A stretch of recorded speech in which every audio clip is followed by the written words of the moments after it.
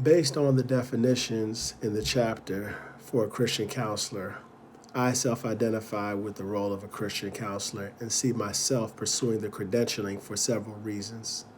First, I'm a Christian who believes that God is omniscient and omnipotent. Because of this, when we submit ourselves and do all we do to the glory of God, He gets the glory, and we share in His joy of seeing people experience victory over lies they believe about themselves or life and or faulty mindsets and thought patterns.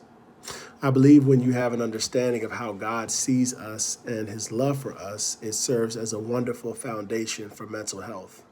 Second, I have benefited greatly from Christian counseling as a client.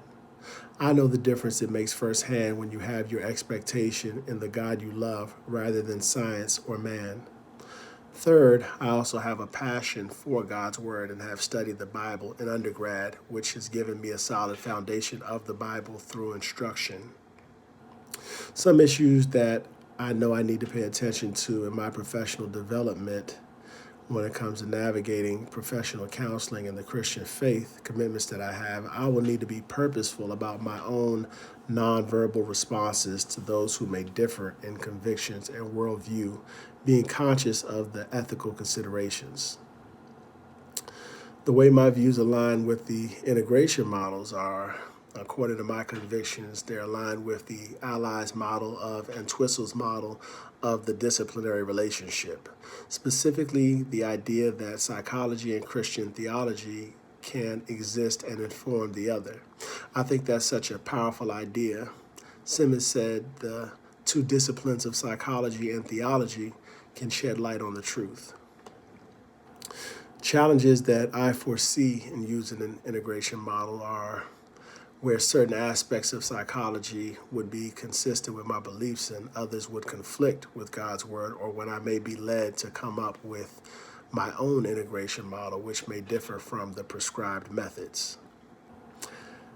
The way that Code A4B of the ACA Code of Ethics would relate to me as I pursue a degree in marriage and family counseling therapy is in instances where I would have objections to a person's position on matters such as LGBT, abortion, or suicide, for instance. It would be challenging to me as a person of firm convictions. I will prepare myself prayerfully for these and any unforeseen issues that may be a challenge based on this ethical code by also preparing to consult with others in the profession.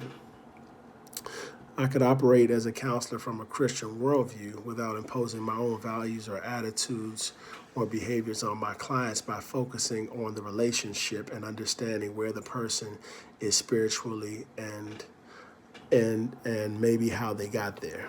I prayerfully would be able to assist them in seeing a way for them to improve whatever situations in their life are unpleasant or unhealthy.